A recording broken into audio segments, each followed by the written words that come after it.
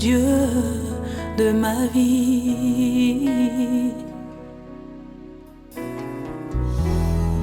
En toi j'ai trouvé le salut. Reçois, oh Dieu, l'adoration d'un cœur que tu as sauvé. Je veux t'adorer.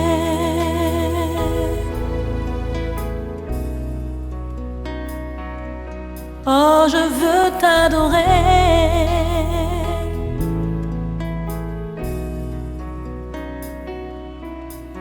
Je veux t'adorer.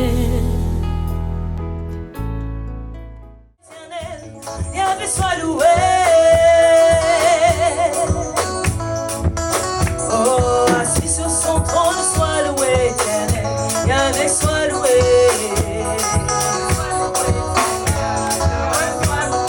Assis sur son trône, soit loué, papa. Yahvé soit loué. Assis sur son trône, soit loué, éternel. Yahvé soit loué. Soit loué, éternel. Yahvé soit loué. Assis sur son trône, soit loué, éternel. Yahvé soit loué. Yahvé soit loué. Hosanna, alléluia, Hosanna, alléluia.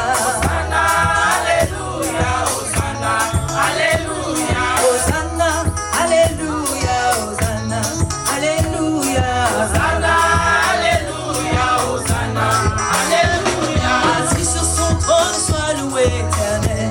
Yahvé soit loué. Assis sur son trône, soit loué, éternel. Yahvé soit loué. Assis sur son trône, soit loué, papa. Yahvé soit loué. Assis sur son trône, soit loué. Yahvé soit loué. Hosanna, alléluia, Hosanna, alléluia. Hosanna, alléluia, Hosanna, alléluia. Hosanna, alléluia, Hosanna, alléluia. Hosanna, alléluia, Hosanna, alléluia. Assis sur son trône, soit loué, éternel. Yahvé soit loué. Assis sur son trône, soit loué, éternel. Yahvé soit loué. Assis sur son trône, soit loué, éternel. Yahvé soit loué. Assis sur son trône, soit loué, papa. Yahvé soit loué. Assis sur son trône, soit loué, Yahvé soit loué. Assis sur son trône, soit loué, Elohim. Yahvé soit loué. Assis sur son trône, soit loué, Yahvé soit loué. Hosanna, alléluia, Hosanna, alléluia. Hosanna, alléluia, alléluia, alléluia. Hosanna, alléluia, Hosanna, alléluia. Hosanna, alléluia, Hosanna, alléluia. Hosanna, alléluia, Hosanna, alléluia. Hosanna, alléluia, Hosanna. Yeah, yeah, yeah, yeah. Hosanna, alléluia, Hosanna, alléluia. Hosanna, alléluia, Hosanna, alléluia. Hosanna, alléluia, Hosanna, alléluia. Hosanna, alléluia, Hosanna, alléluia. Sous vos acclamations, j'invite le papa, le président, le pasteur Michel Doué.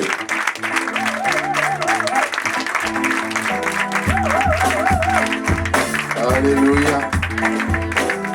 Gloire à Dieu, bonsoir à tous. Veuillez vous asseoir dans la présence de Dieu. Soyez les bienvenus. Nous sommes très heureux de vous recevoir parmi nous ce soir.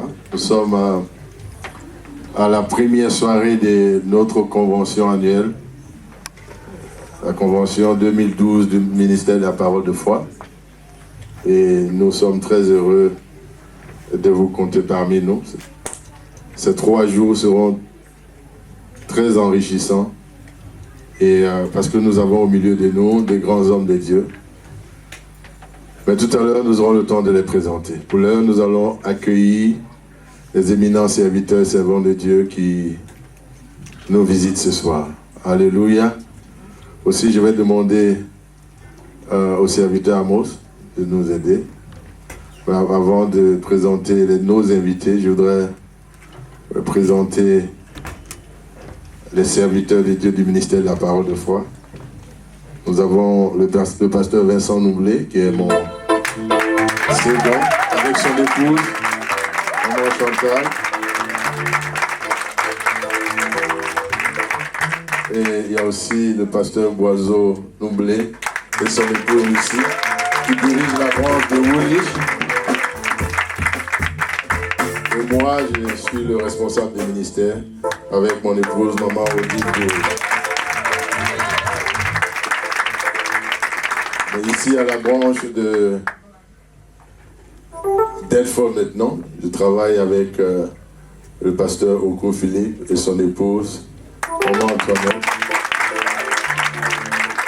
Et l'évangéliste Marie-Claire. Alléluia.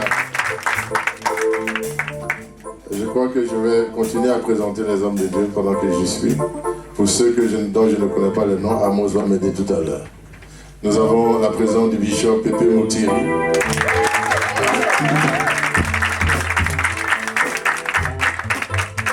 Le pasteur Alexis Djunga.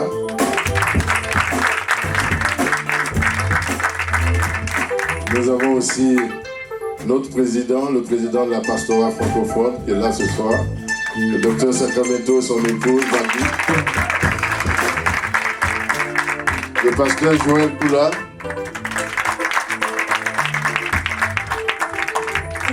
Le pasteur Philippe Mensa, qui est accompagné du pasteur Dieudonné, c'est ça?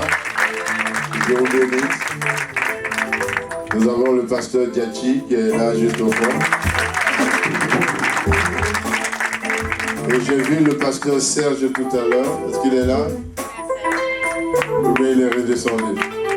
Amen. On va l'accueillir tout à l'heure. Nous avons l'ancien Samuel Ba et son épouse. Nous avons également tous les anciens de Parole de foi. L'ancien Prosper Zukuba, l'ancienne Victoria, l'ancienne Marianne, l'ancienne Dominique. Et l'ancien Raymond qui est à la batterie. Alléluia. Nous avons aussi le diacre principal de Acne, le diacre Peka. Bonsoir. Nous avons l'ancien Poka, Yacinthe, de la branche de Woolwich. Tous les diacres et toutes les diaconesses du ministère qui sont présents, est-ce que vous pouvez vous tenir debout? Nous voulons vous saluer. Ainsi que tous les autres responsables. Amen. Nous espérons que demain tout le monde sera disponible, mais pour l'heure, nous ne pouvons pas attendre. Nous allons avancer. Amen. Et avant de passer à l'adoration, je voudrais brièvement vous parler un peu de ceux que nous recevons pour ce programme. Le pasteur Vincent va les présenter tout à l'heure. Mais ce sont des serviteurs de Dieu aguerris qui sont dans le ministère depuis 50 ans. Est-ce qu'on peut acclamer le Seigneur? Alléluia. Je crois que ça mérite mieux que ça. Alléluia. 50 ans de ministère, c'est pas 50 jours. Alléluia. Vous voyez? Il y a une chose avec le ministère, on peut commencer. Mais on ne sait pas si on va terminer. Amen. Et quand ils ont commencé à servir Dieu, beaucoup d'entre nous n'étaient même pas encore nés. Et 50 ans, ils sont encore dedans. Ils continuent avec le Seigneur. Et vous serez bénis. Et je voudrais vraiment conseiller à tous les hommes de Dieu, tous les servants de Dieu qui sont là ce soir, si vous avez des collaborateurs, si vous avez des ouvriers dans vos églises, faites en sorte qu'ils ne manquent pas ces 3 jours. Amen. Ça va vous aider dans vos ministères. Ça va vous épargner des enseignements que vous aurez dû faire, peut-être en envoyant des gens à l'école biblique, parce que c'est 50 années d'expérience dont nous allons bénéficier en ces 3 jours. On peut encore acclamer le Seigneur.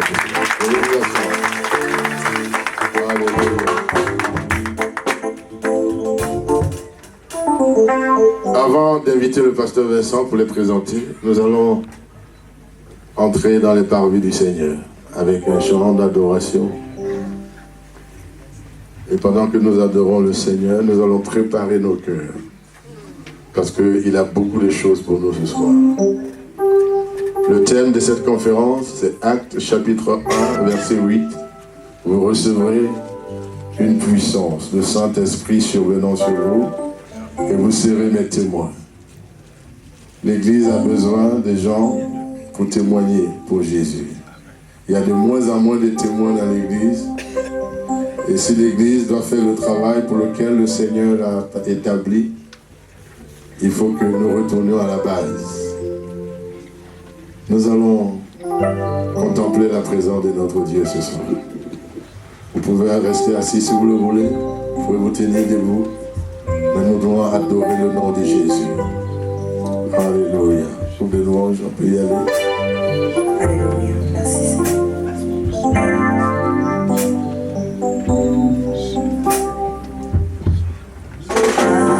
Alléluia, Jésus m'a libéré.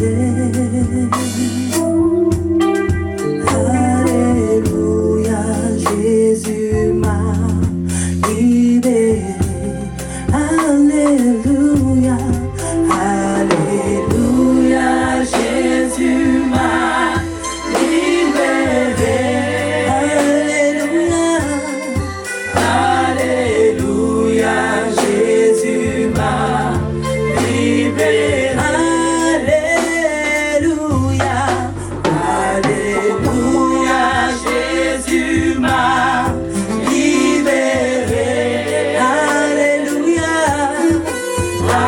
Alléluia, Jésus m'a libéré. Et le sang Oui, de l'agneau ouvre simplement ton cœur ce soir. en bouclier. Oui, ouvre ton cœur ce soir simplement. Et contemple la présence de notre Dieu. Franchi, et le Rentre dans sa sang de Laisse-le te visiter. l'agneau est mon bouclier. Je suis affranchi. Alléluia, Alléluia, Jésus m'a libéré. Oui, adore-le de tout ton cœur. Alléluia, Reconnais-le dans toute ta voix. Jésus m'a libéré. Honore-le simplement. Alléluia. En esprit, en Continuer à rester dans cette attitude de position, dans cette attitude de prière. Et l'honneur me revient d'introduire. Je ne vais pas les présenter, ils vont se présenter. On s'est croisés il n'y a pas tellement longtemps. Et tout ce qu'ils ont déjà semé dans nos vies, c'est plus que si on se connaissait depuis des années. Et je ne veux vraiment pas me tromper en les présentant. C'est pour cela que je vais simplement introduire Maman Dorothée, qui fera le reste. Alléluia.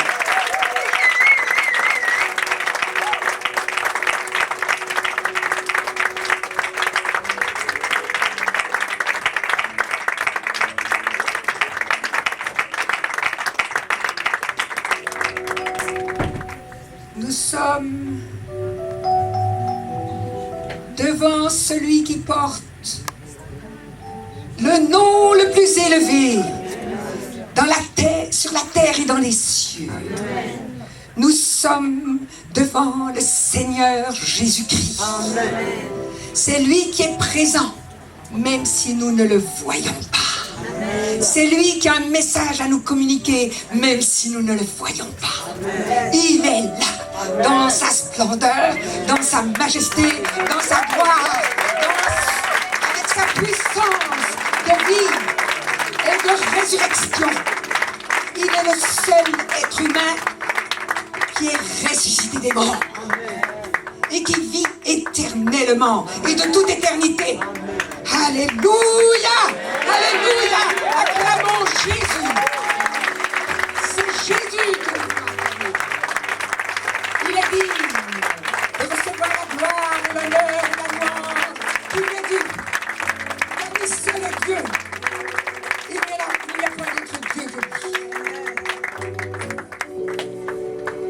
Alléluia.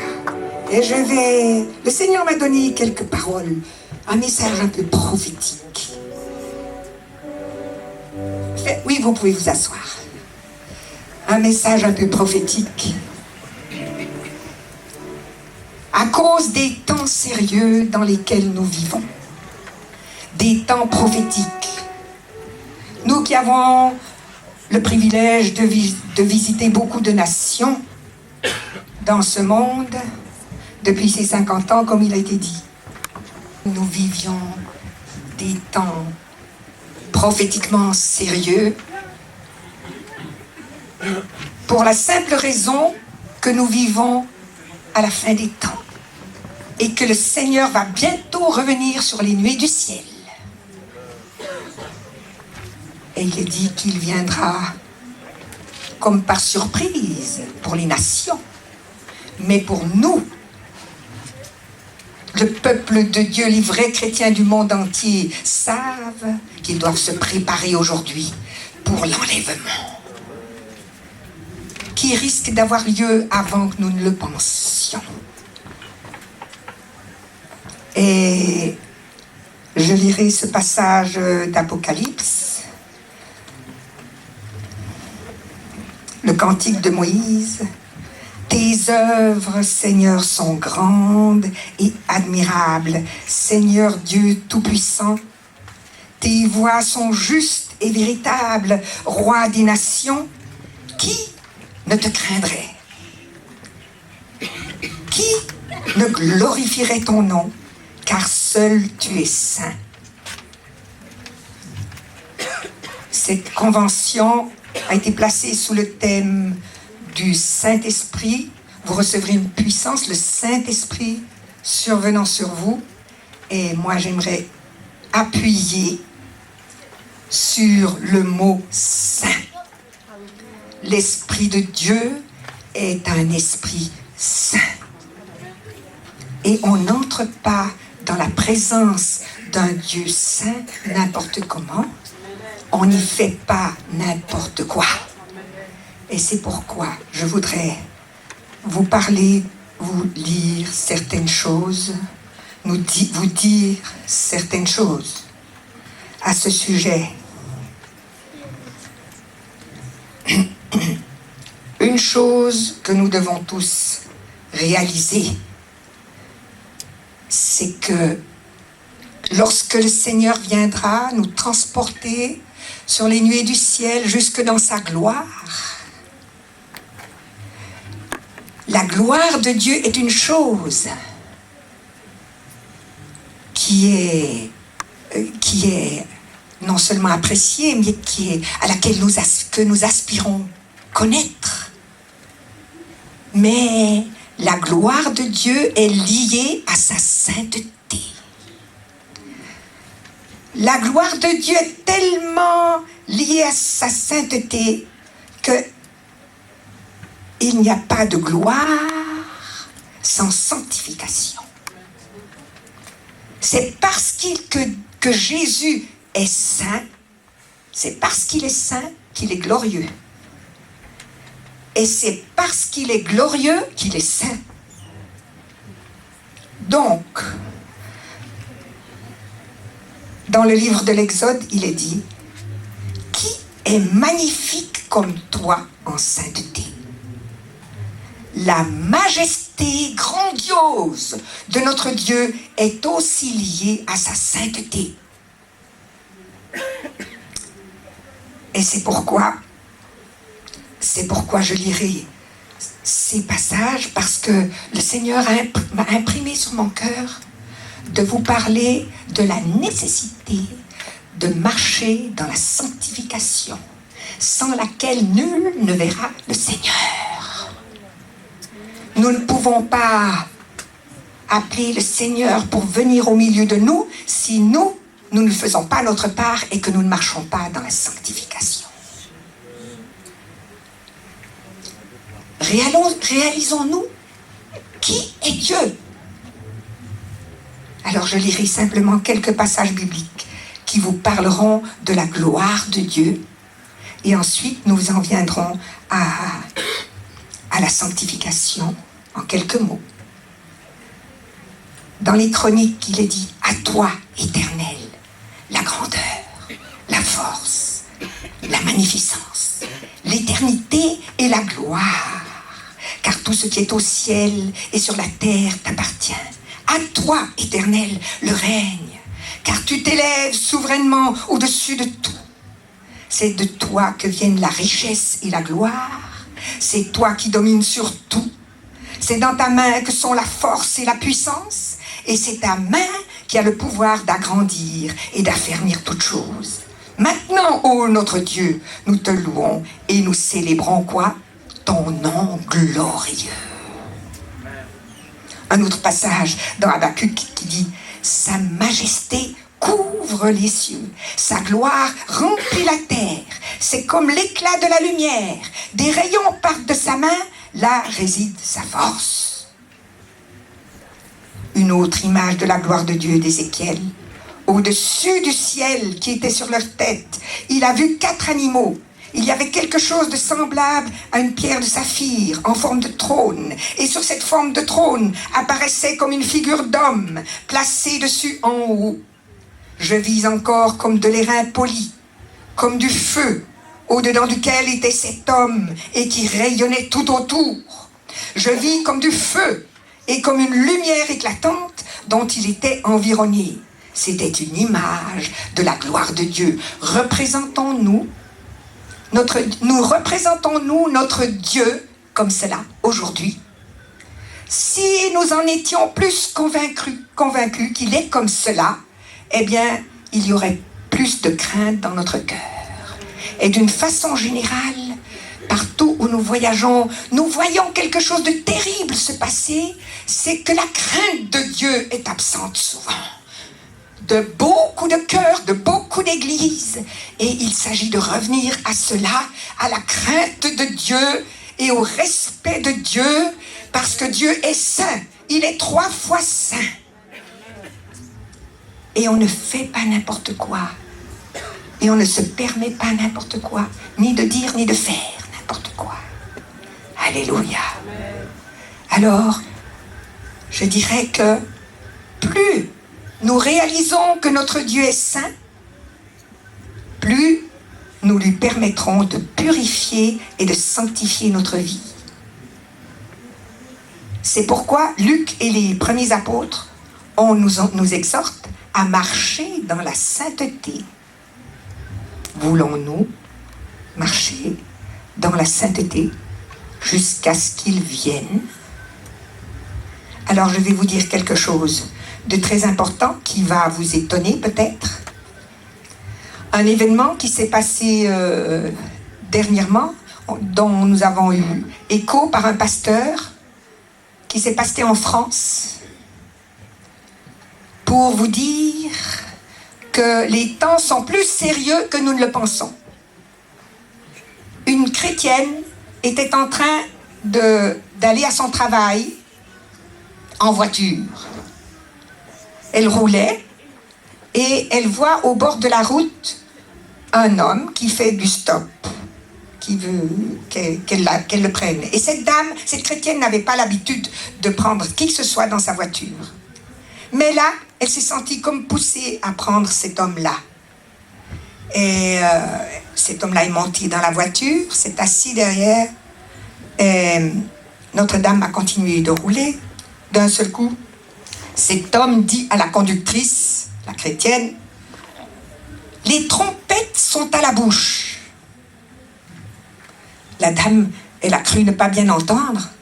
Et puis elle a dit, « Comment? Qu'est-ce que vous avez dit? J'ai pas bien compris. » Et l'homme a répété, « Les trompettes sont à la bouche. » Pardon? C'était tellement un choc pour elle. Pardon, vous venez de dire quoi? Les trompettes sont déjà à la bouche. Ensuite, à un moment donné, elle s'est retournée. Il n'y avait plus personne dans la voiture. Elle roulait. Elle roulait sur la route.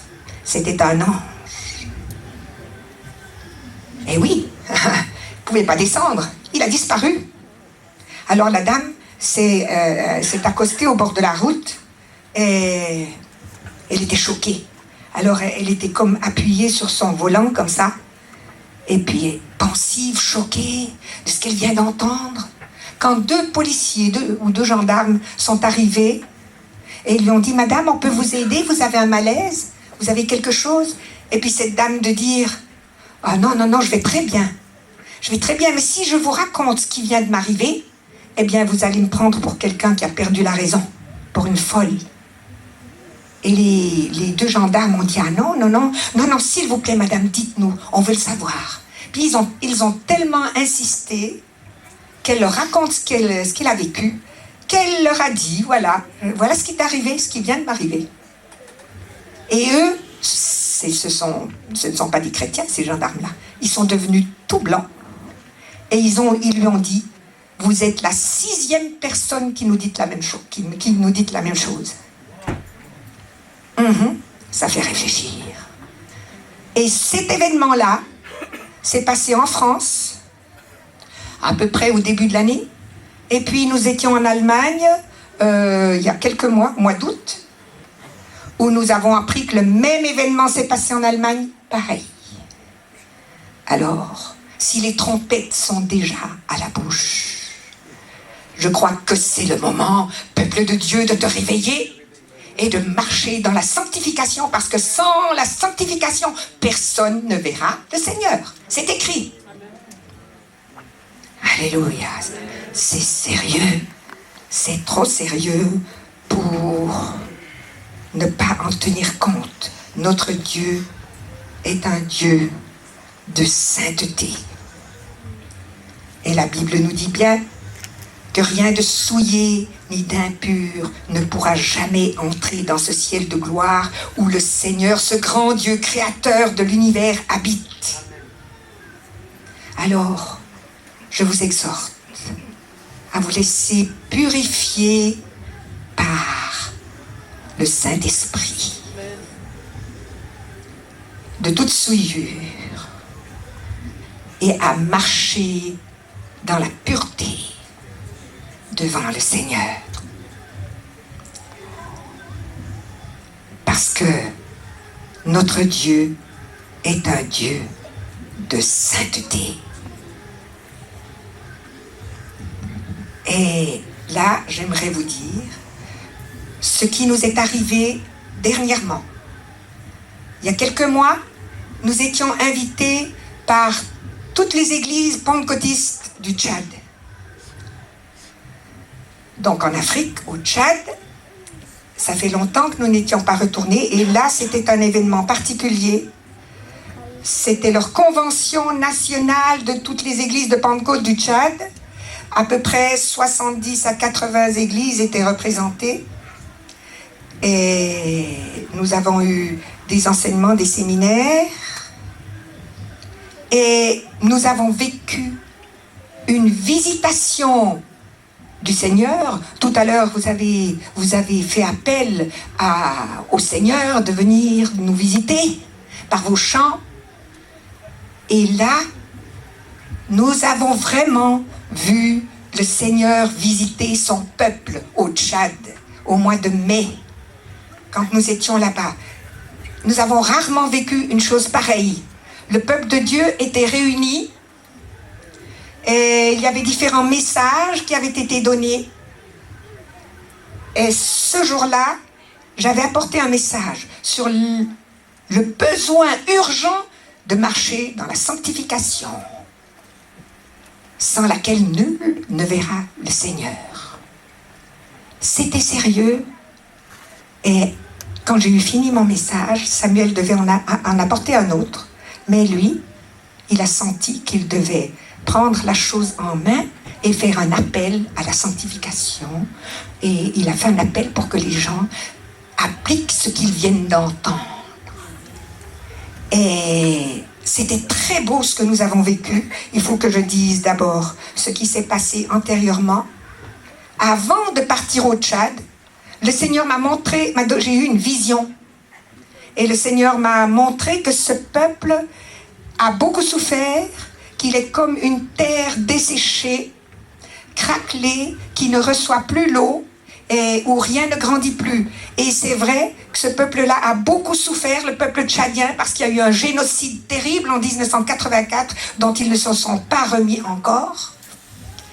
Certaines personnes, et c'est normal, c'est un génocide. Et donc, quand nous sommes arrivés, les Tchadiens, le peuple chrétien tchadien était triste, abattu, découragé, ce qui se comprend avec la souffrance qu'il y a derrière. Et là, quand il y a eu cet appel à la sanctification, l'Esprit de Dieu est venu sur ce peuple-là.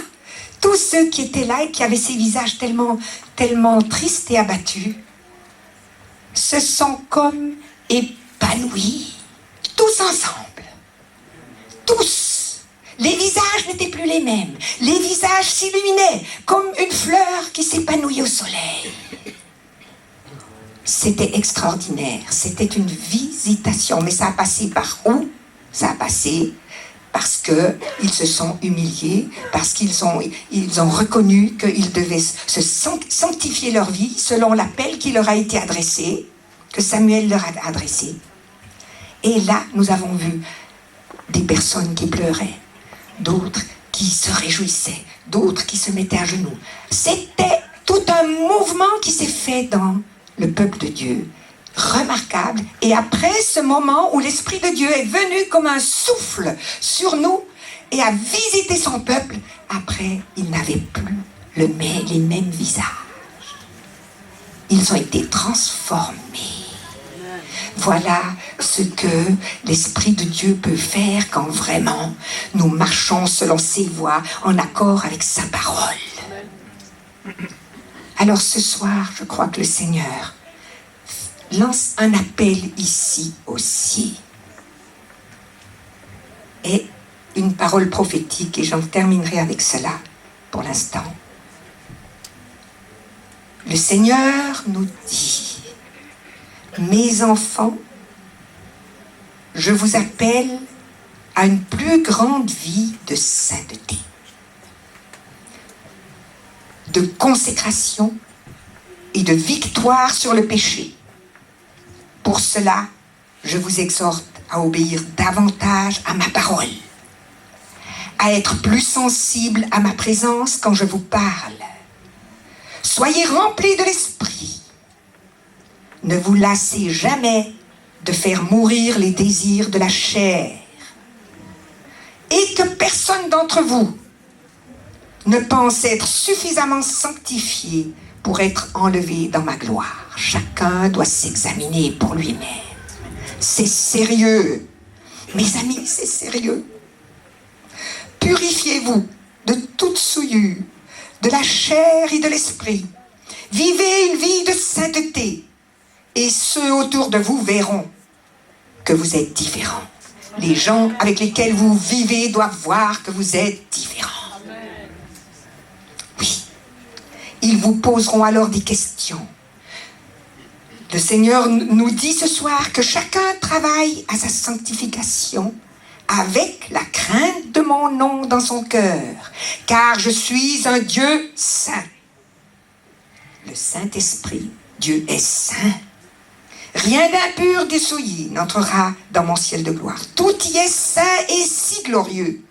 Laissez-moi, dit le Seigneur ce soir, vous éclairer, afin que toute zone ténébreuse de votre corps soit amenée à ma lumière divine. Je veux sonder vos cœurs et vos reins, vous rendre obéissants à ma parole. Séparez-vous complètement de l'esprit du monde et de ses convoitises. Ne tolérez aucune pensée impure dans votre esprit. Affermissez vos cœurs afin qu'ils soient irréprochables dans la sainteté à l'heure de mon avènement qui approche. Que chacun puisse se laisser sonder par le Saint-Esprit. Sonder les profondeurs de notre cœur, de notre motivation.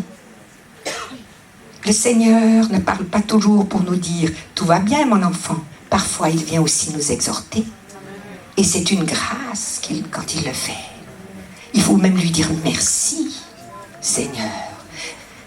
fois qu'avec Samuel, nous avons reçu une lumière de la part du Seigneur. Parfois, ça ne nous plaisait pas tellement. Parfois, on s'est senti bousculé. Parfois, on a dû vraiment se remettre en question. Eh bien, après coup, nous nous sommes dit, quelle grâce que le Seigneur nous ait éclairés. Quelle grâce il nous a fait qu'on lui obéisse et qu'on tienne compte de ce qu'il nous dit. Alors si le Seigneur a touché votre cœur ce soir, laissez-vous interpeller par le Saint-Esprit ce soir. Et remettez-vous en question.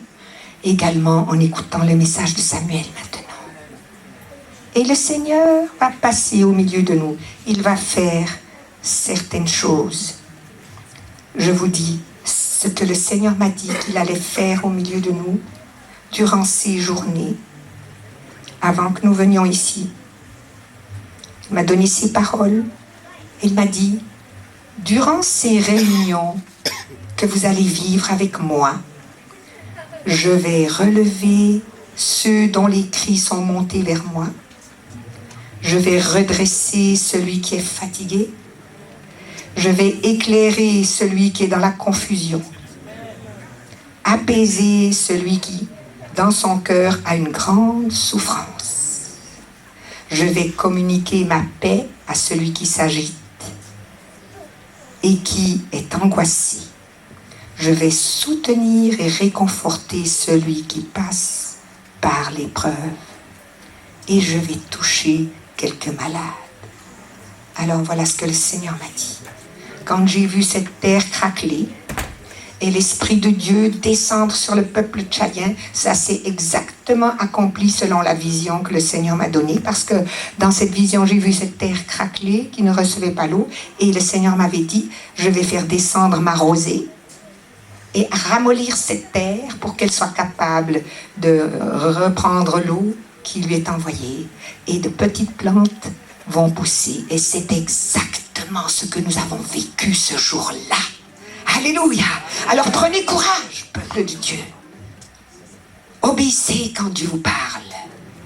Laissez l'Esprit de Dieu sonder votre cœur et ne continuez pas de l'avant parce que vous êtes parti sur telle voie et qu'il faut changer de voie.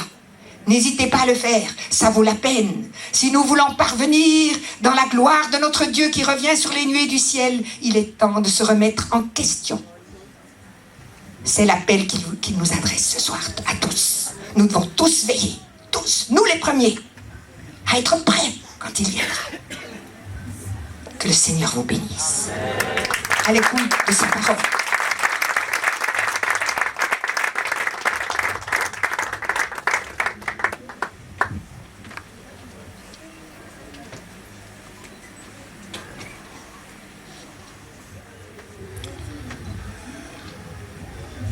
Seigneur, nous sommes devant ta face. Et nous voulons écouter ton appel. Tu veux nous attirer toujours plus près de toi. Et ta parole nous dit, approchez-vous de Dieu, et il s'approchera de vous. Tu attends toujours que nous fassions notre part. Bien souvent, nous attendons que tu agisses, alors que c'est toi qui attends qu'on agisse nous-mêmes.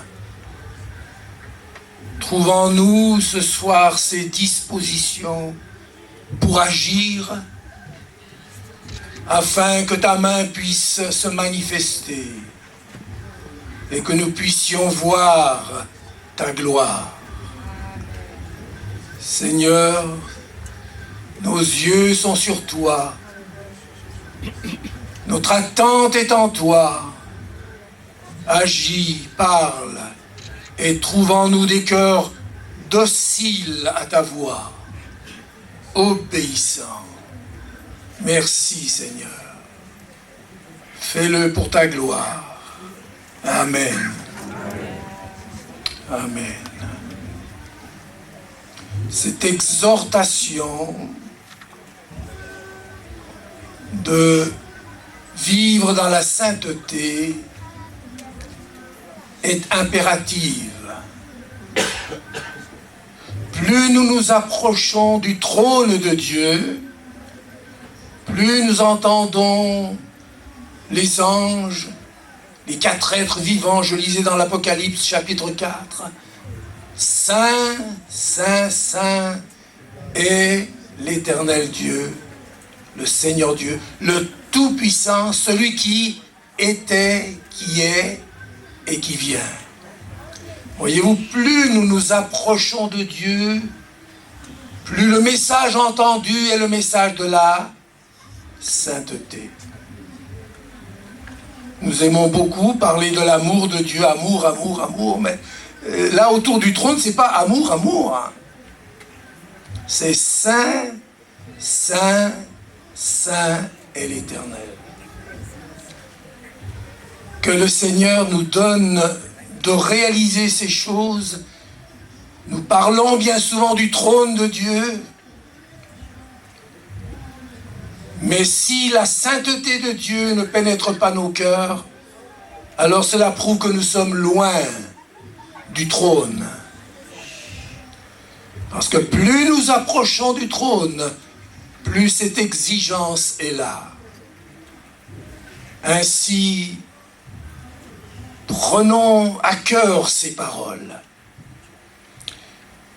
Et le Seigneur se manifestera toujours plus. Nous devons toujours faire notre part si nous voulons que Dieu fasse la sienne. Dieu fait toujours la sienne, n'est-ce pas?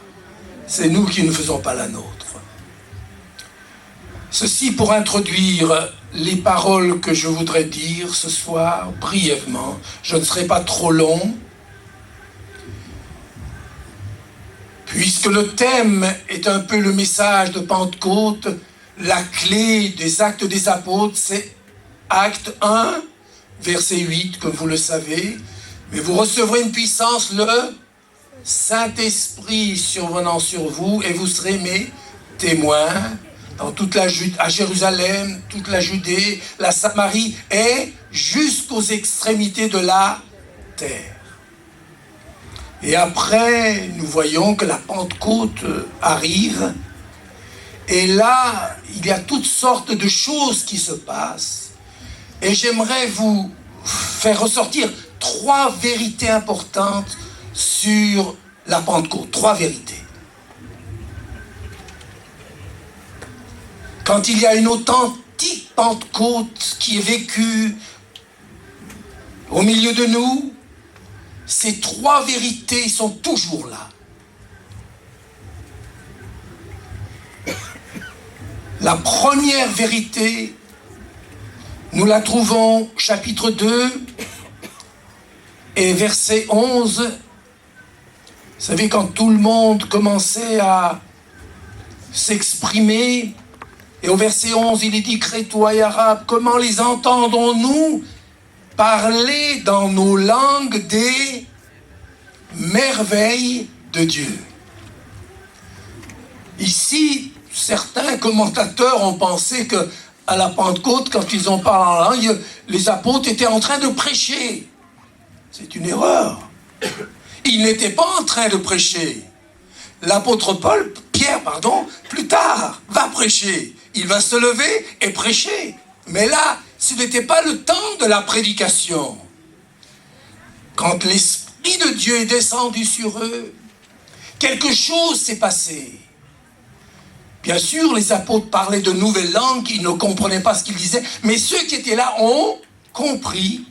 Et ils ont dit, mais comment les entendons-nous dans nos langues parler des merveilles de Dieu?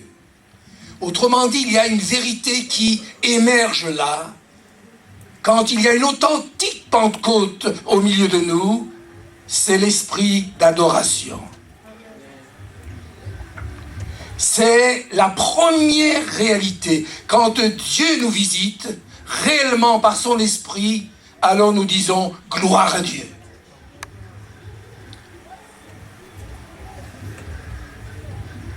La deuxième vérité, je méditerai quelques instants après encore là-dessus, je vais vous donner les 3 vérités tout de suite.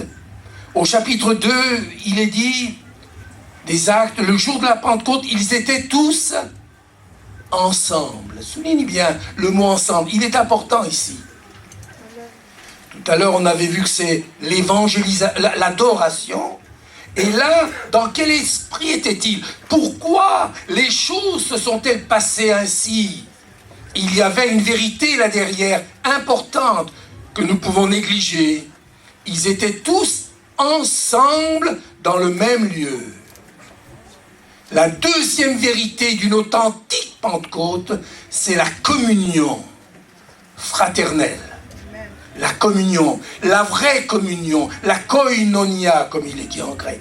La vraie communion, où il y a un partage, un intérêt les uns pour les autres, où chacun est concerné par l'un et par l'autre. Deuxième vérité, la communion. Et ensuite, la troisième vérité, au chapitre 14, quand Pierre se présenta avec les 11, éleva la voix et leur parla en ces termes: hommes juifs et vous qui séjournez à Jérusalem. Enfin bref, qu'est-ce qu'il fait à un moment donné, un peu plus loin aussi, au verset 22, hommes israélites, écoutez ces paroles, Jésus de Nazareth, cet homme à qui Dieu a rendu témoignage devant vous par les miracles, les prodiges et les signes qu'il a opérés par lui, au milieu de vous, comme vous le savez vous-même, cet homme livré selon le dessein arrêté et selon la prescience de Dieu, vous l'avez crucifié, vous l'avez fait mourir par la main des impies. Et ensuite, plus loin, au verset 37, après avoir entendu ce discours, ils eurent le cœur vivement touché, et ils dirent à Pierre, aux autres apôtres, hommes, frères, que ferons-nous? Et là, le message de Pierre.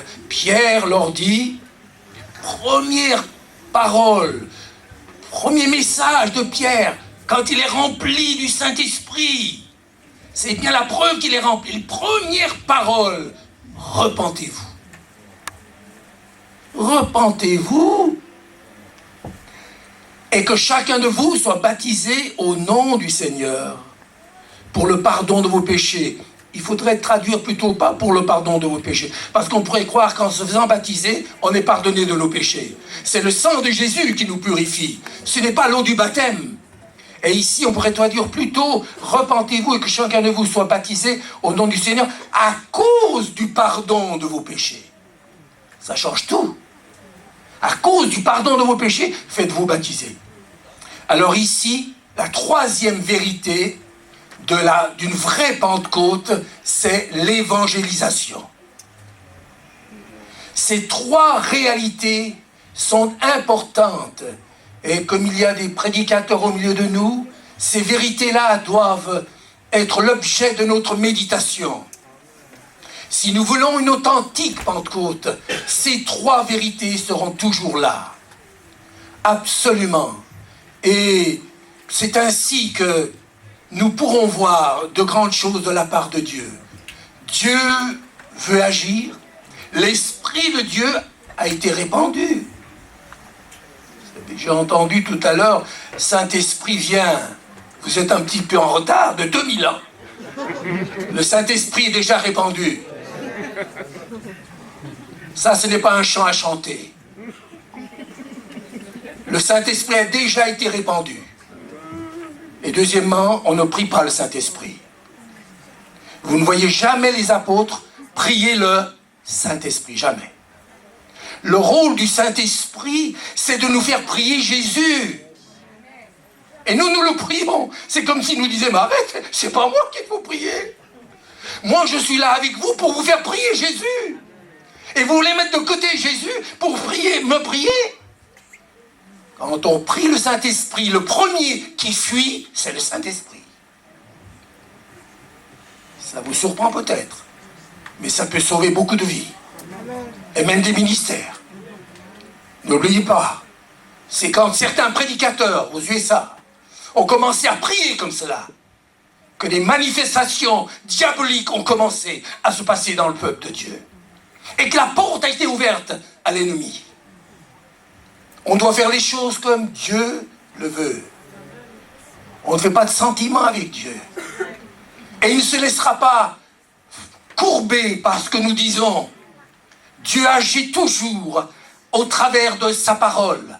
Si nous faisons quelque chose qui est contraire à sa parole, le Saint-Esprit n'est pas d'accord.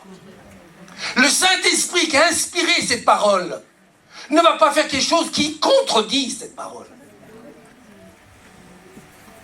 Et nous pensons que en priant ou en jeûnant, on peut faire en sorte que le Saint-Esprit agisse. Vous ne pouvez pas.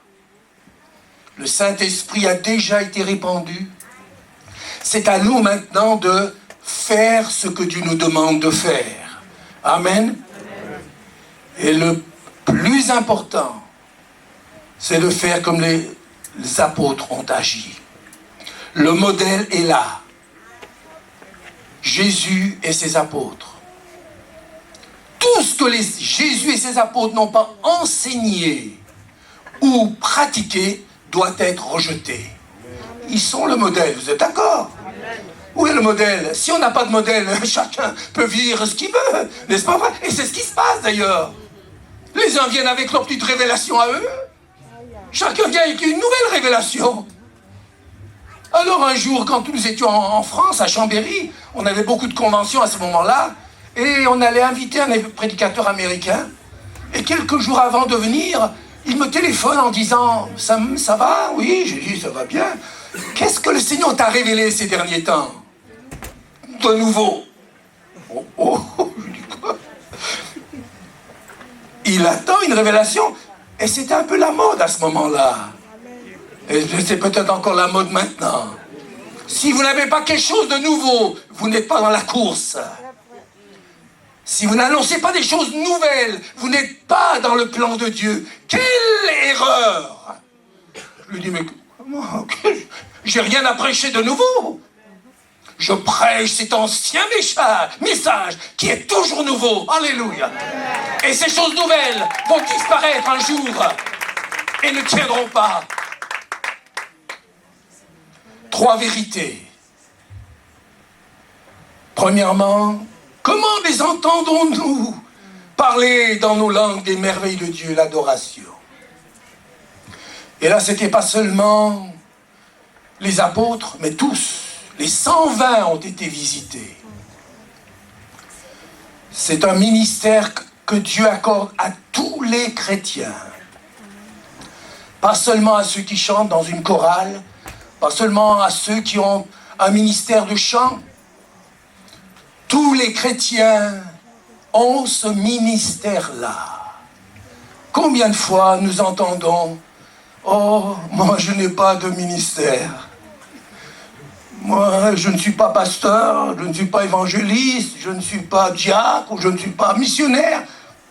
Je n'ai rien du tout. » Et c'est ainsi qu'on se morfond, pensant que notre seul ministère, c'est de venir chauffer les bancs de l'église. Et ils ne réalisent pas que le plus grand des ministères, c'est celui de l'adoration.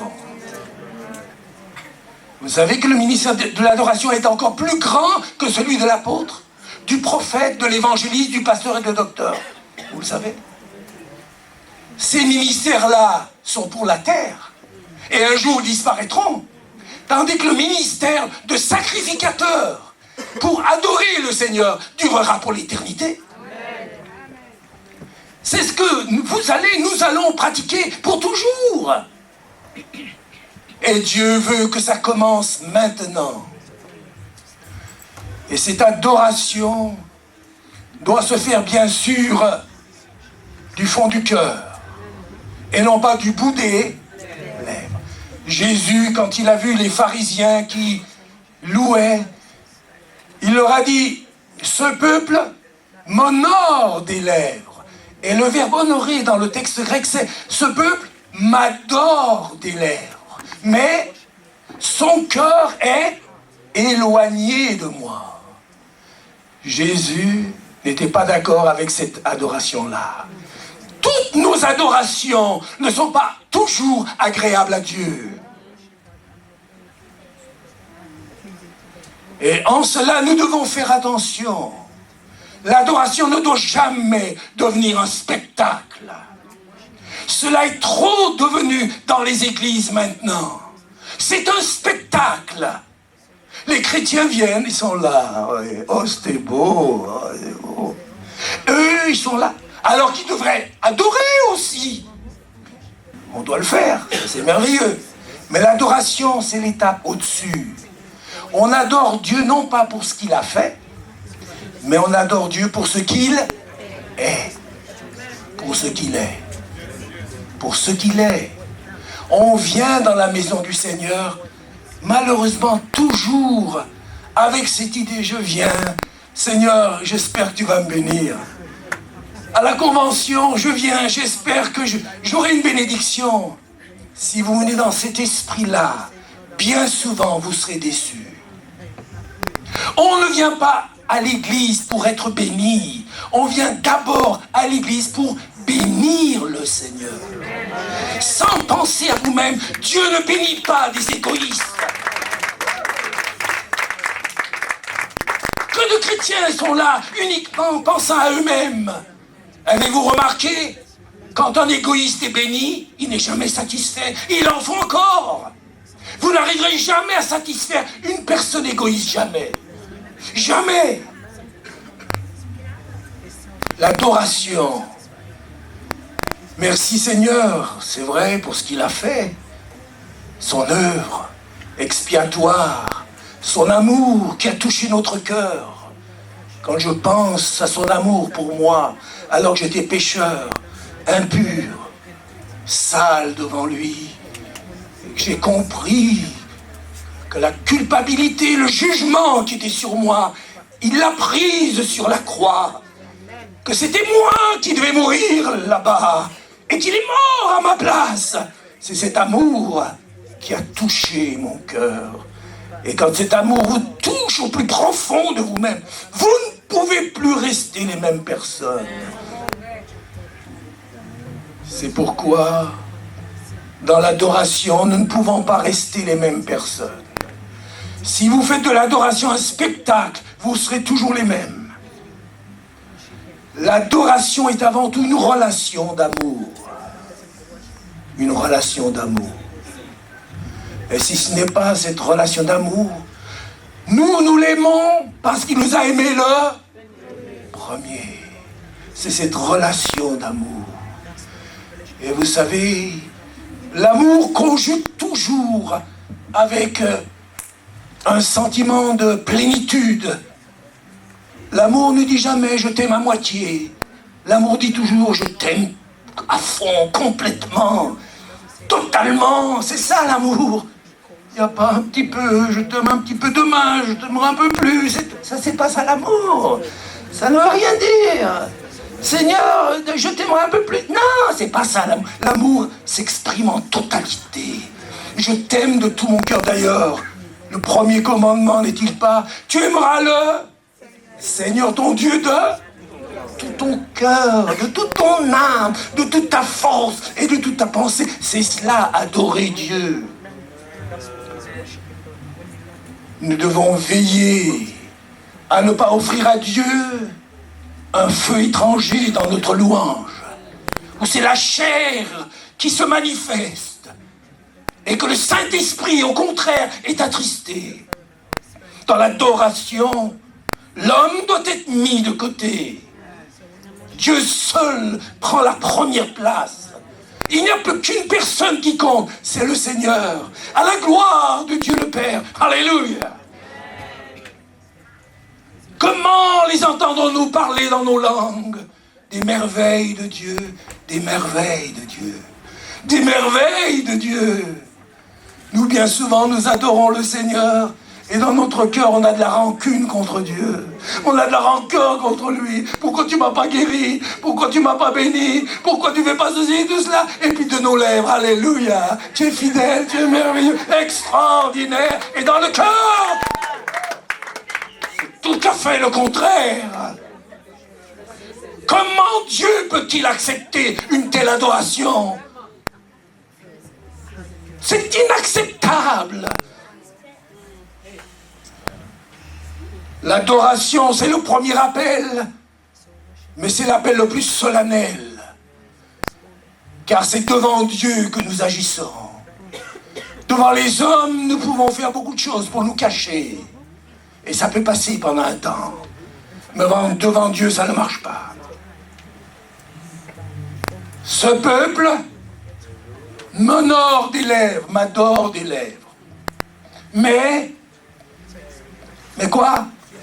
Son cœur est loin de moi. L'adoration. Comment les entendons-nous parler dans nos langues des merveilles de Dieu? Ils ne le faisaient pas avec des lèvres à moitié ouvertes, vous êtes d'accord avec moi? Ils étaient là complètement ouverts à leur Sauveur, à leur Dieu. Et ils exprimaient sa grandeur, son salut, la rédemption, son œuvre totale.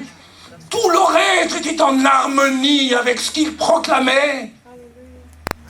C'est pourquoi les autres ont été touchés, certains se sont moqués, c'est vrai. Mais ce jour-là, des multitudes se sont converties. L'adoration, c'est votre premier ministère. Ne négligez pas cela. Si vous le faites, faites-le surtout de tout votre cœur. Il faut d'abord, bien sûr, entrer dans la présence de Dieu, purifié par le sang de l'agneau. Vous ne pouvez pas vous présenter devant Dieu comme cela. Ainsi donc, puisque nous avons par le moyen du sang de Jésus une libre entrée dans le sanctuaire. La liberté est là, mais seulement à une condition. Que le sang de Jésus ait purifié toute souillure de notre cœur, toute pensée mauvaise, impure. Nous devons tous la mettre de côté. Nous devons haïr le mal. Nous ne devons pas seulement aimer le bien, mais nous devons aussi haïr le mal. L'adoration, quand on le fait de tout son cœur, comme c'est un cri d'amour, quand on lui dit vraiment « Je t'aime, Seigneur », le Seigneur répond par sa présence profonde, qui dit que « Je t'aime aussi, mon enfant ». Ne crains point, je t'aime. Quand il y a cette relation d'amour, c'est la chose la plus sublime qui puisse exister. C'est ce qui se fera dans le ciel, cette relation d'amour. Et c'est ce que le diable ne voudrait pas. C'est ce qu'il voudrait détruire. Et qu'on tombe dans des routines. Avant de commencer déjà, on sait ce qu'il faut faire. Et puis des fois, on chante. Mais on pense au repas de midi. On pense au travail du lundi. Et puis on est là. Vous voyez la tradition. Vous voyez les habitudes. Et Dieu devrait être d'accord avec ça. Et après on se plaint. Seigneur, pourquoi tu m'as pas béni? Après même on n'est pas content avec le Seigneur.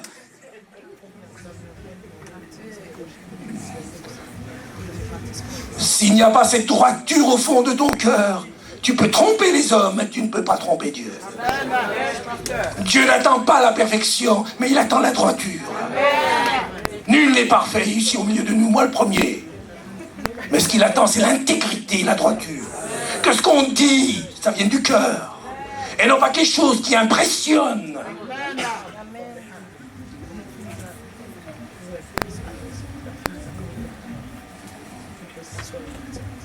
L'adoration, c'est ce que nous ferons pour l'éternité.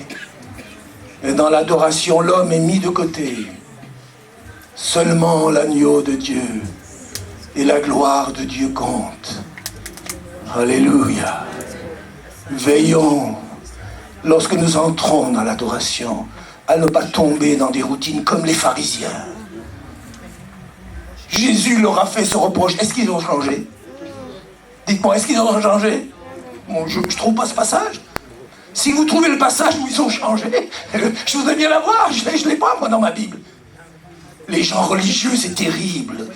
On a de la peine à changer, à modifier. Et pourtant, c'était Jésus qui leur parlait. Jésus! Veillons que celui qui a des oreilles entende ce que l'Esprit dit aux églises. Prenez garde à la manière dont vous écoutez. Avec l'écoute d'une oreille, ça sort de l'autre. Et il sort d'ici, il n'y a plus rien du tout. Une religion, une tradition. Quelle tragédie. Avec le message que nous avons, qui peut révolutionner le monde. On est encore en train de nous battre avec nous-mêmes. Et on veut libérer les autres.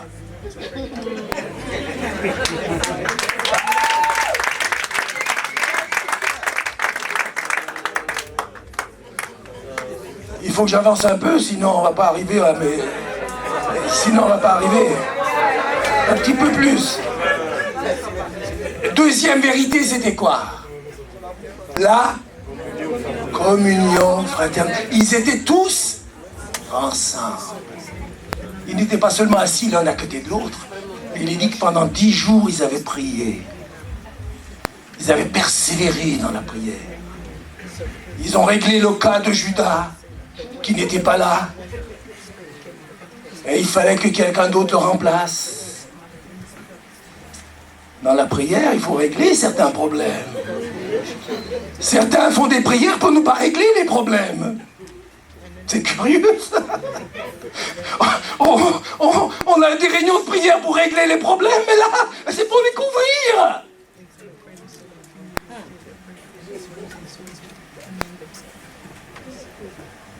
Et c'est quand on règle les problèmes que la communion commence à se resserrer, n'est-ce pas vrai? Ne prenons pas l'habitude de laisser les problèmes, les situations se pourrir. Quelle tragédie!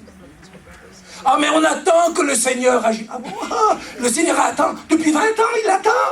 Mais alors, il doit être paresseux, le Seigneur. Vous vous rendez compte? Nous déshonorons le Seigneur. C'est comme si on lui disait, mais tu fais rien, Seigneur, tu es en vacances. C'est comme avec Élie et les prophètes, là. Ils étaient là, ils dansaient et tout, et puis ils demandaient à ce que leur Baal intervienne. Et il leur dit, il n'y a pas de réponse, peut-être qu'il est en vacances, il est occupé peut-être actuellement.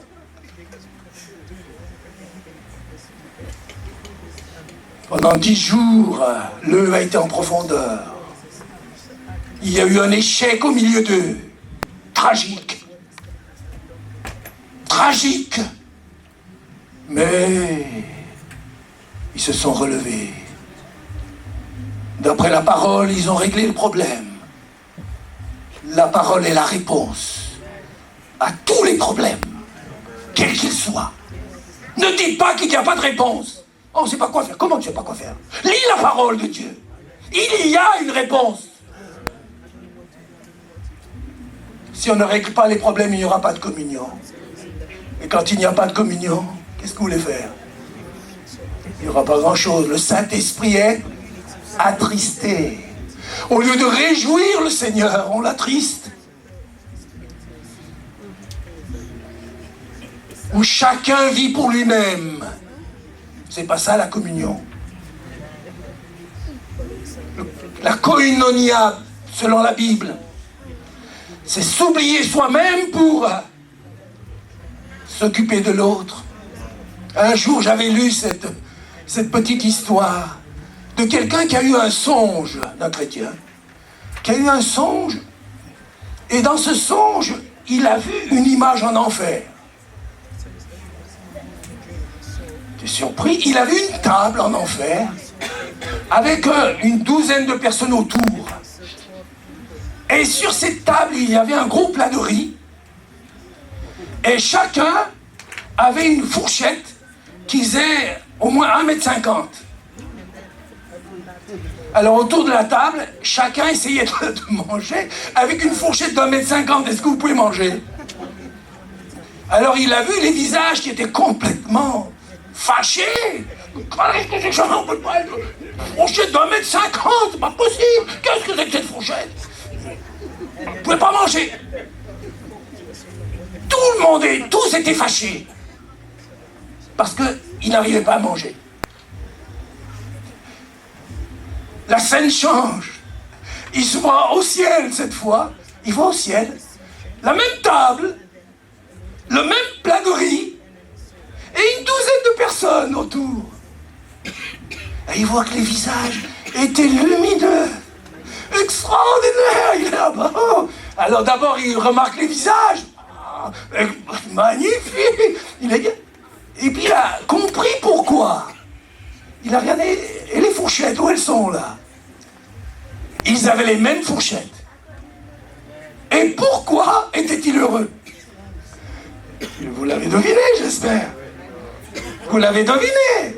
Qu'est-ce qu'ils ont fait? Au lieu de chercher à se nourrir eux-mêmes, qu'est-ce qu'ils ont fait? À celui qui était en face. Et l'autre, la même chose. Et l'autre qui était là. Chacun s'oubliait soi-même. Et c'est en s'oubliant soi-même que chacun a été nourri. Alléluia. Donnez et il vous sera donné. Et on versera dans votre sein une mesure secouée, serrée, qui déborde. Et s'il n'est pas question, et si beaucoup ont pris ces passages pour les petits sous, donnez, donnez, vous sera donné. Dans ce passage, il n'est pas du tout question d'argent. Ça, c'est une fausse interprétation biblique. Et ceux qui n'ont pas d'argent, alors qu'est-ce qu'ils vont faire? Ah, ceux-là, ils sont fichus? C'est quoi, ça? Est-ce que Jésus avait de l'argent dans ses poches? Il n'avait rien du tout. Mais cependant, il a nourri le monde. Il a fait des choses extraordinaires, même sans un sou.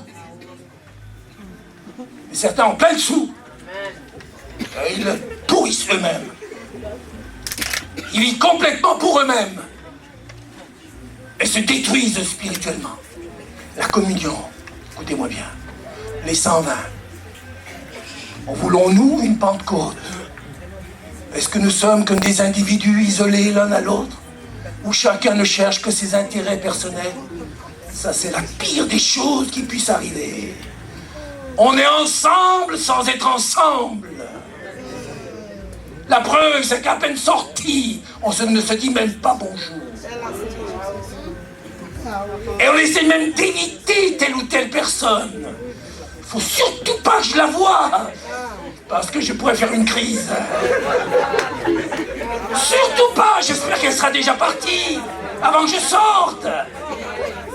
Et pourtant, pendant la réunion, on a prié, Seigneur, visite-nous par ton Saint-Esprit. Oh, une nouvelle Pentecôte. Visite-nous, Seigneur. Et ça peut continuer des mois et des années. Et là, les pasteurs ont une grande responsabilité. Vous ne devez pas laisser passer de telles choses. Si vous savez que 2 ou 3 éléments ne vont pas bien ensemble, ont une discorde, vous devez intervenir et dire maintenant ça suffit. Maintenant ça suffit. Il faut régler ce problème. Et ne laissez pas pourrir les situations. Car devant Dieu, vous êtes responsable. Vous êtes responsable. La réponse est toute simple. Avec ces fourchettes, ne commencez pas à enfourcher votre frère ou votre soeur. Il y en a qui sont en train de l'enfourcher l'un ou l'autre. Oh, quand je t'ai eu cette fois. C'est bien. Tu m'as fait mal, moi aussi, maintenant je te fais mal. Et vous savez ce qu'on dit en plus? C'est la justice. Tu m'as fait du mal, je te fais du mal. Terminé. Et ça, c'est juste devant Dieu. D'accord? Qu'est-ce que c'est que cet évangile? La parole de Dieu nous dit de surmonter le mal par le bien. Et c'est eux, vous savez comment ils font? Ils surmontent le... Comment ils surmontent le bien avec le mal. Et ils prient pour qu'il y ait un grand réveil. Mais le premier qui doit se réveiller, n'est-ce pas cette personne-là?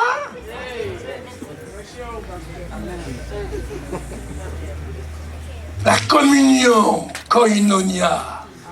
Oublie-toi toi-même et cherche l'intérêt de l'autre. Là, tu commenceras à résoudre certains problèmes. Mais si tu t'enfermes dans ta position, tu insistes, cela veut dire que tu es dans une prison. C'est tragique quand c'est d'autres personnes qui vous mettent en prison. Mais c'est encore plus tragique quand vous-même, vous vous enfermez dans une prison de votre propre fabrication. Ça, c'est pas tragique, ça. D'autres, ça vous enferme. Mais là, c'est pire. C'est vous. Vous êtes enfermé. Et vous avez perdu la clé. Vous avez perdu la clé. Mais je vous donne une clé ce soir. Alléluia. La clé change ta fourchette par une clé. Cette clé qui vous touche les cœurs. Oublie-toi toi-même. Oublie-toi. Pense à l'autre d'abord, aux intérêts de l'autre. Paul a dit un jour à Timothée, je t'envoie là-bas, je crois que c'était à Éphèse. Va là-bas, parce que tout le monde cherche ses propres intérêts là-bas. Il n'y a personne, tout le monde, mais c'est là que pour soi. Va là-bas, s'il te plaît. Il avait au moins trouvé un prédicateur qui était comme lui. Il a vu en Timothée quelqu'un qui s'était oublié lui-même. Et combien Dieu cherche des hommes et des femmes comme cela. Des hommes et des femmes qui ne sont pas esclaves de leur égoïsme, de leur ego. Et qui insistent. Non, jamais. Si tu insistes comme cela, on t'enterrera comme cela. C'est la tragédie. Fais ta part, Dieu fera la sienne. Ne demande pas une intervention du Seigneur quand toi, tu ne veux pas faire la tienne. Approchez-vous de Dieu et il s'approchera de vous. Si tu ne t'approches pas, il ne s'approchera pas. La communion, ils étaient tous ensemble. Quelques jours avant, ils ont tout réglé. N'est-ce pas merveilleux? J'espère qu'il y a une communion parfaite au milieu de nous. S'il y a une communion parfaite, alors vous n'avez pas besoin de crier à Dieu pour qu'il vienne. Il sera bien vite là. Le premier à venir nous visiter, c'est lui. Voyez comme il est bon pour des frères de demeurer ensemble. C'est comme l'huile sur la barbe d'Aaron. Comme il est doux pour des frères de demeurer ensemble. Voyez-vous, l'Esprit de Dieu vient. Vous n'avez pas besoin de l'invoquer. Il est déjà là. Il n'attend que ça. Il n'attend que ça. Ils étaient tous ensemble. N'acceptons jamais d'être ensemble avec quelqu'un. Physiquement ensemble, mais spirituellement éloignés. Indifférents. Et on prie pour un réveil. Quel mensonge. Quelle ironie. Il ne faut pas s'étonner que Dieu ne réponde pas. D'ailleurs, il vaut mieux comme ça. Parce que si Dieu répondrait, on va dire, ah ben oui, ah ben c'est ça. Alors on est béni sans régler les problèmes. Est-ce que ça marche ça? Eh oui, mais il y en a qui attendent ça. Ils veulent être bénis sans régler les problèmes. Ça ne marchera jamais. Il faut régler les problèmes et Dieu te bénira. Troisième clé, c'était quoi? L'évangélisation. Alors une fois que nous avons glorifié Dieu sincèrement, que nous avons une relation d'amour avec le Seigneur, on l'aime pour ce qu'il a fait, mais surtout pour ce qu'il est. Il y a une merveilleuse relation d'amour. Cet égoïsme a été balayé. On ne vient pas pour autant là à l'église pour être béni. On vient pour le bénir. Depuis longtemps, je ne fais jamais cette prière au Seigneur de me bénir, jamais. Depuis longtemps. Je ne demande pas au Seigneur de me bénir. Je passe tout mon temps à le bénir. Et la bénédiction vient sans que vous la demandiez. Sans que vous la demandiez, la bénédiction est là. Ne perds pas ton temps à demander à être béni. Commence à bénir le Seigneur, à t'oublier toi-même. Cette relation d'amour avec Dieu, c'est quelque chose de merveilleux. Comment les entendrons-nous dans nos langues maternelles en plus? Ça touche le cœur encore plus maternel. Vous voyez comme le Seigneur est bon. Il veut toucher les gens. Maternel, comment il parle ma langue? Mais c'est incroyable. Mais qu'est-ce que vous voyez? Dieu veut toucher au plus profond de notre être. Il ne veut pas du raccommodage. Il va en profondeur. Il connaît ce qui touche nos cœurs. Il connaît chaque cellule de notre être. Et il veut réparer tout cela au plus profond. Dieu est un médecin qui pénètre au plus profond de notre être pour guérir, purifier ce qui doit être enlevé. Encore faut-il le laisser faire. L'évangélisation. Premièrement, on adore Dieu, une relation d'amour. Deuxièmement, la communion fraternelle, une relation d'amour, la vraie, où tout égoïsme est banni. Vous n'attendez plus rien de l'autre, vous apportez. La plupart des problèmes viennent de quoi, mes amis? La loi entre chrétiens. Chacun est de son côté et attend que l'autre fasse quelque chose. Et on est avec nos fourchettes là. On n'arrive pas à manger, et quand on est trop fâché, on enfourche tous un petit peu. Alors tu t'occupes pas de moi? Qu'est-ce que c'est que cette histoire? Eh ben, un coup comme ça, c'est pas bien. Et c'est comme ça qu'on résout les problèmes. Ça t'a fait mal? Ben c'est bien. Tu m'as fait mal? Moi aussi je fais mal. N'est-ce pas la réalité? Je vous fais un peu rire, je le fais un peu exprès. Mais c'est tellement la réalité, n'est-ce pas vrai? C'est tellement la triste réalité. Voulons-nous changer? C'est clair, c'est simple. Il y a plus de joie à donner qu'à recevoir. Mais certains ont la version contraire dans leur Bible. Quand ils lisent, il y a plus de joie à recevoir qu'à donner. Ils lisent toujours comme ça. C'est comme ça. Quand il dit, ah oui, oh, merveilleux, il y a plus de joie à recevoir qu'à donner. Mais lis bien ta Bible.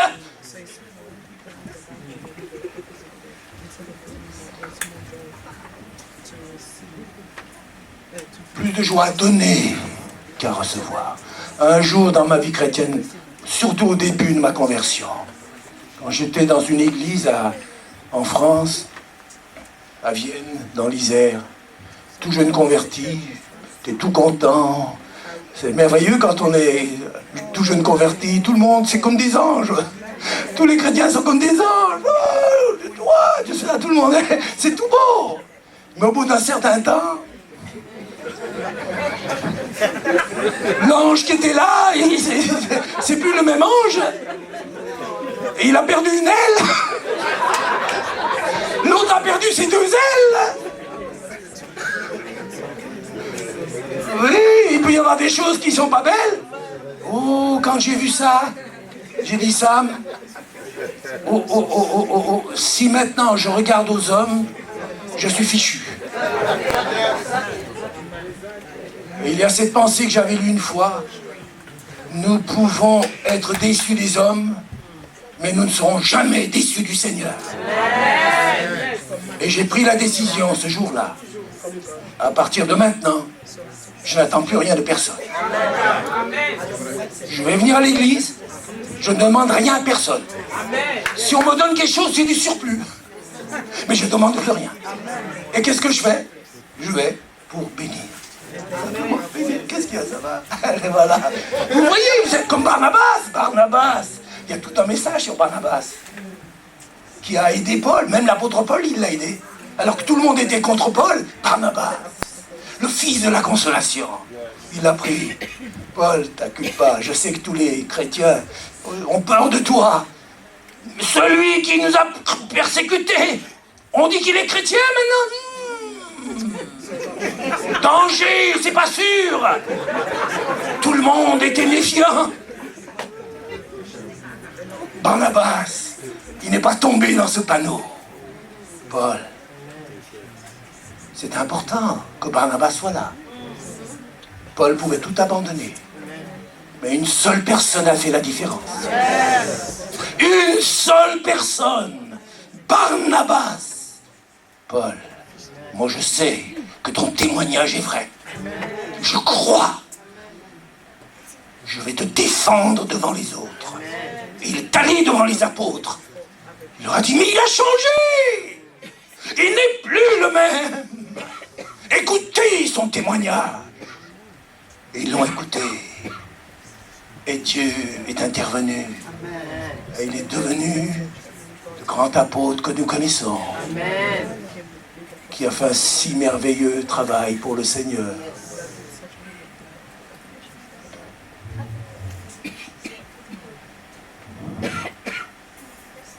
L'évangélisation.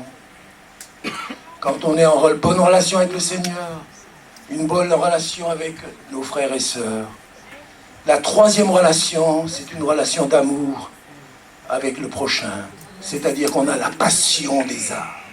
Voilà. La clé est là. Il y a quelques années en arrière, un livre a été vendu. C'était un Canadien, Oswald Smith. Son livre était La passion des âmes. C'est dommage, on ne le voit plus maintenant. Mais c'était un livre à lire, La passion des âmes. Et le but de la Pentecôte, ne l'oubliez pas, vous recevrez une puissance, le Saint-Esprit survenant sur vous, et vous serez mes témoins. Il y en a qui veulent l'onction de la Pentecôte, la puissance de la Pentecôte, mais n'ont aucun amour pour les âmes. Tu peux attendre longtemps. Et si tu l'as reçu un jour, tu vas tout perdre. Parce que Dieu ne t'a pas donné une bénédiction pour te glorifier. Tu vois pas, avec ma bénédiction, tu es en train de te vanter devant les autres. Quand Dieu voit ça, il dit, bon, calme-toi un petit peu, dans quelque temps tu n'auras plus rien à dire. Si Dieu nous a bénis, t'a béni, c'est pour avoir la passion des âmes. Faire le maximum pour sauver les âmes qui vont en enfer. Et nous, on est en train de se réjouir. Et il n'y a plus cette passion. Que Dieu nous pardonne notre tiédeur. Jésus n'a-t-il pas dit que dans les derniers temps, l'amour du plus grand nombre se refroidira? L'amour des âmes. Tu dis que tu es rempli du Saint-Esprit, que tu n'as pas l'amour des âmes. Tu n'es pas rempli du Saint-Esprit, tu es rempli de toi-même. Tu es rempli d'illusions. Si tu n'as pas l'amour des âmes, tu es vide. Le Saint-Esprit n'est pas là. Tu n'en es pas rempli. Le Saint-Esprit habite en toi, tu es chrétien. Mais tu n'en es pas rempli. Quand on est rempli, alors il y a cette passion des âmes. Il n'est pas nécessaire d'être un prédicateur. Beaucoup pensent que, voilà, si je suis pas, moi, je parle pas très bien, je n'ai pas d'éloquence, je ne peux pas bien parler. Détrompez-vous. Pierre, c'était un pécheur. Moïse, il bégayait. Tous ceux que Dieu a utilisés n'avaient pas de grands titres. Dieu les a utilisés parce qu'ils se sont rendus utilisables. Ce ne sont pas vos capacités qui comptent, c'est votre disponibilité. La passion des âmes. Si dans une église, il n'y a pas la passion des âmes, cette église mourra.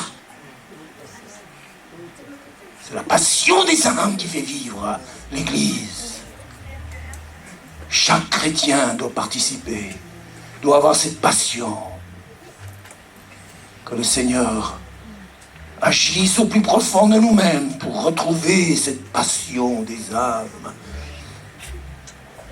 La passion des âmes. C'est un terme extrêmement fort, n'est-ce pas vrai? La passion des âmes. Que le Seigneur agisse et qu'on le laisse agir par un petit sourire. Tu peux témoigner en distribuant un petit traité. Tu peux témoigner même si tu ne sais pas parler. Un traité, tout le monde peut distribuer un traité. Tout le monde. Un sourire peut faire des miracles. Aider quelqu'un peut faire des miracles. Aider une personne âgée ou autre, lui faire un jour peut-être un petit repas. Écoute, aujourd'hui, je vais te faire un petit repas. Il ne va pas dire, mais comment? Qu'est-ce qui se passe? Ce sont ces petits gestes d'amour qui touchent.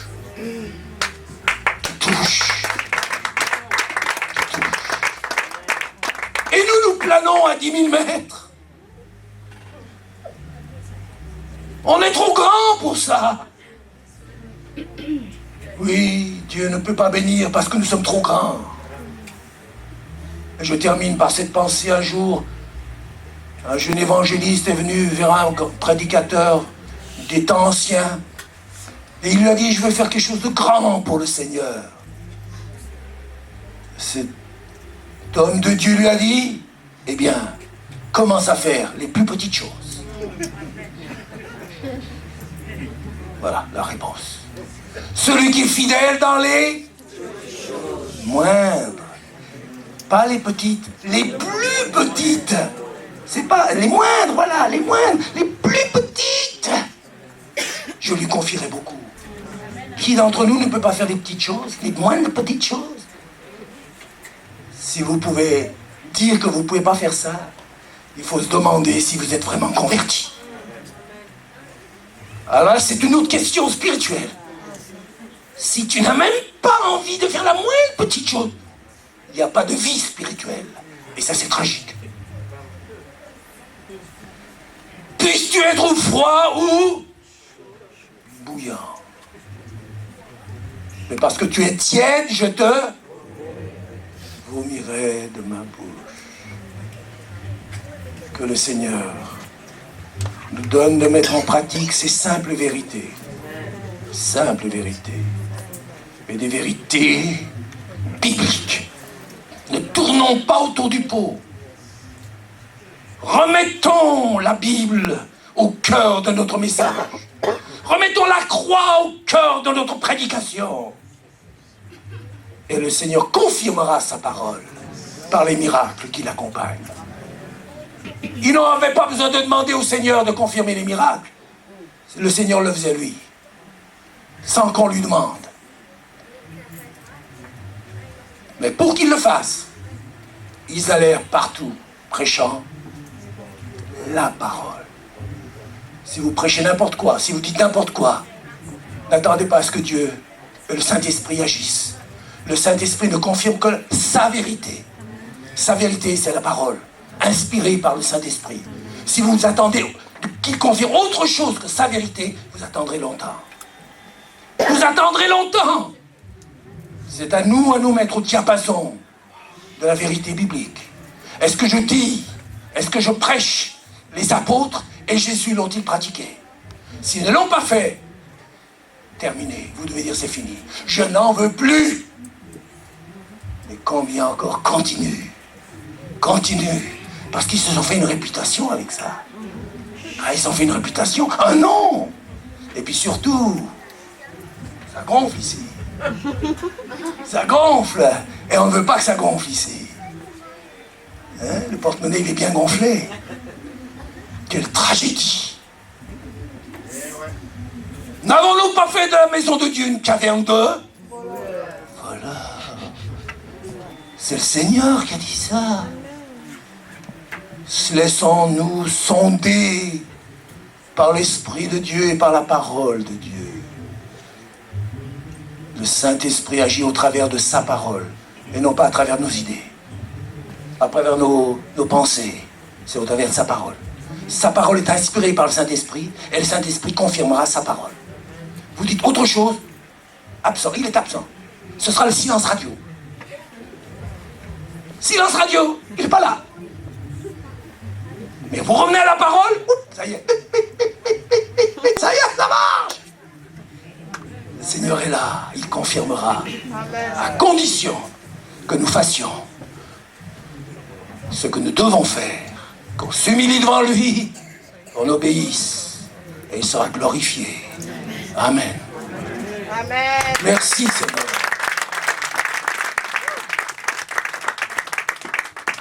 Ta parole est la vérité. Sanctifie-nous par la vérité, Seigneur. Nous voulons que cette vérité pénètre au fond de nous-mêmes. Nous ne voulons plus rien attendre des autres, nous voulons agir nous-mêmes. Faire notre part. Mettre de côté cet ego qui nous détruit, qui nous paralyse et qui nous garde en prison. Nous voulons sortir de nos prisons pour bénir les autres. Nous voici, Seigneur, purifie nos cœurs, nos pensées, nos idées mauvaises. Nous voulons te ressembler, te glorifier, être à ton image. Merci, Seigneur. Amen. Restons dans la prière quelques instants encore. Vous pouvez vous asseoir. Restons dans la prière. Le Seigneur vient de nous exhorter de plusieurs manières, différentes manières. Il est tellement un Dieu varié dans toutes ses actions, dans tout ce qu'il fait. Il n'est jamais pareil d'une réunion à l'autre. Il ne fait jamais deux fois la même chose. Il s'adapte aux besoins des personnes qui sont là parce qu'il est le bon berger. Il est notre bon berger. Et il connaît les souffrances les plus profondes, les questions les plus profondes que nous pouvons nous poser. Il les connaît. Et il est dit du Saint-Esprit que le Saint-Esprit est un esprit de consolation. Et ce soir, le Seigneur est là pour consoler quelques personnes qui ont une souffrance dans le cœur, un questionnement dans le cœur. Oui, allez-y, jouez un peu pendant que je parle.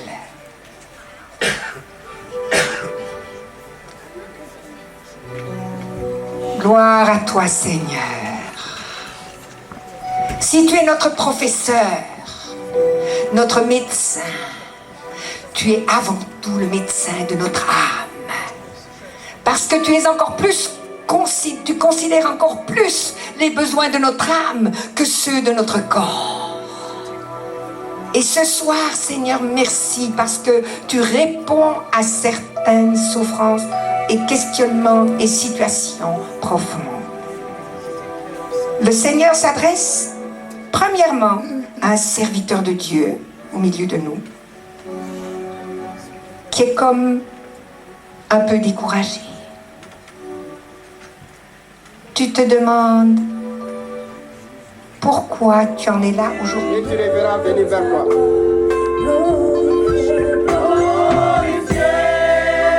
Oui, il faut le glorifier.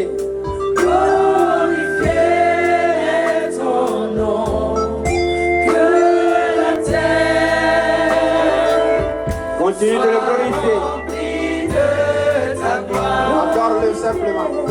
Glorifier, Oui, il mérite d'être glorifié, Jésus. glorifier ton nom, que la terre soit remplie de ta gloire.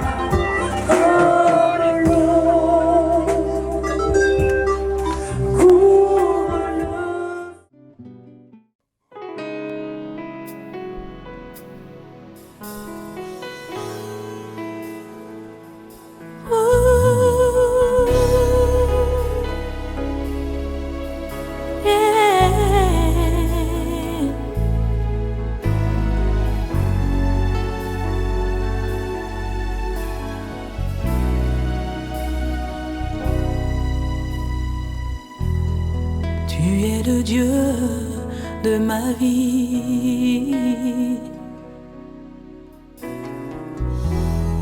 En toi j'ai trouvé le salut. Reçois, ô Dieu, l'adoration d'un cœur que tu as sauvé. Je veux t'adorer.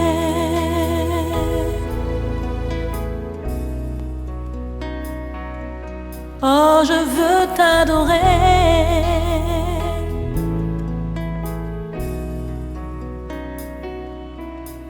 Je veux t'adorer.